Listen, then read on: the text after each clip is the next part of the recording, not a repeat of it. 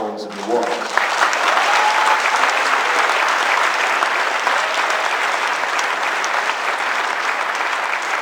But when the suit was brought by the people of New Orleans, Bush took the legal position, act of God, not act of us. Now, new president, the Justice Department is saying that this is now Mr. Obama's Justice Department saying they're going to appeal the decision. They're not going to pay the people of New Orleans. Now, it's one thing to take on Mr. Bush's war against the Taliban. But I'm not quite sure why Mr. Obama is taking on Mr. Bush's war against the people of New Orleans.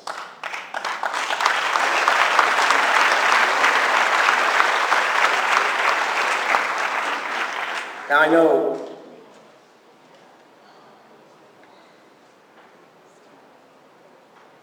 that we're seeing this film again. Why don't we know about these things? The answer is because bad things happen to people that take on BP.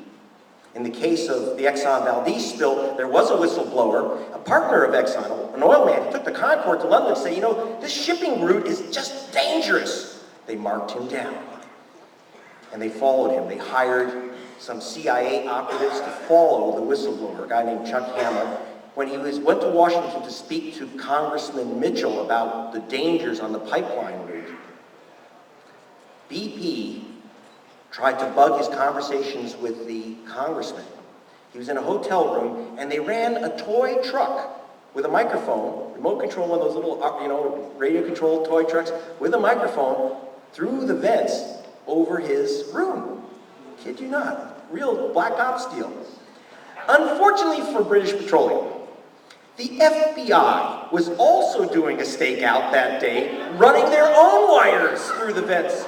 And their wires crossed BP's wires. And the FBI assumed that, like, mobsters were onto them and running their own system, so they kicked in the door. They found out right away where the radio signal is coming from. They kicked in the door, and they see these BP guys. Right? So, of course, they did bust them. And a federal judge said that British Petroleum's action was, quote, reminiscent of Nazi Germany.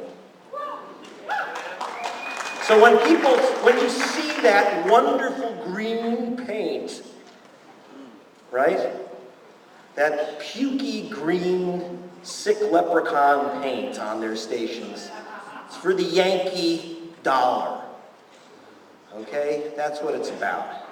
But they're not the most evil. What happened? So what about BP and Chevron? And I mentioned the name Von Heerden. He was probably the #1 hurricane and wetlands expert in America.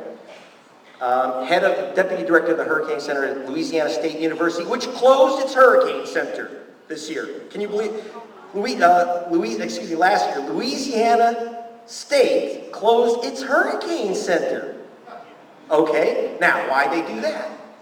Well, Dr. Von Heerden told me that George Bush knew 24 hours before the governor of Louisiana knew that the levees were breaking in New Orleans. You know, Katrina, by the way, never hit New Orleans, just that surge of water up Mr. Go. Katrina went east of New Orleans. They stopped the evacuation. They didn't know the levees were breaking, but the Army Corps did, and they notified the White House. The White House never told Louisiana, because as soon as the federal levees break, it's a federal problem. And the White House did not want to tell the state. And I said, so what does that mean? And Von Heerden said to me on camera, bottom line, 2,000 people drowned. So they tried to fire him. They couldn't. So they simply closed the entire Hurricane Center. But they said, don't worry, we're having a wetlands center, right? We're going to go green, environmental. So they removed Dr. Von Heerden, they set up this wonderful wetlands center instead. But it's an odd wetlands center because the people hired there keep saying that oil drilling can be good for the wetlands. Now, the money for the wetlands center came from a group called America's Wetlands. And if you go to their website, it's like, flamingos flying and sunsets and oil rigs. And it has like all these, some environmental sounding groups. And then I looked through it. 100% of the money behind America's Wetlands donation to LSU. 100% of the money came from Chevron and BP. 100%. And that's how it is. Tomorrow, I'll talk a little bit more about, I don't know when yet.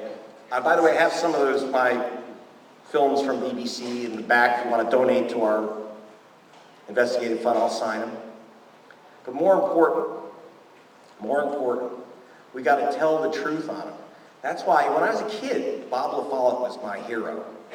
And so it's a very special thrill for me to be here today. By the way, Madison, Wisconsin is the place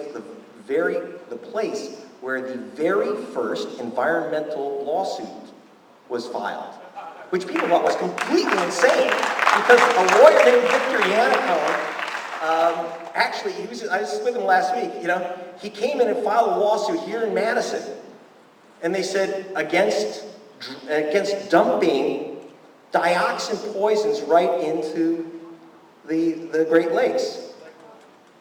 And they said, well, who are you filing the suit on behalf of?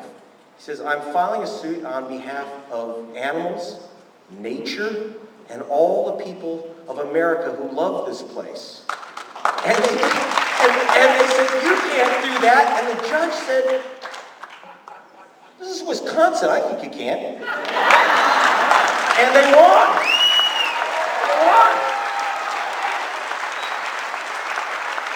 So it's very special to be here tonight, and I just want to leave with this thought. I mean, I really, for all the problems and things I've said about our good president, I just don't understand why all these teabaggers are screaming, why they're so upset about having a black Muslim president.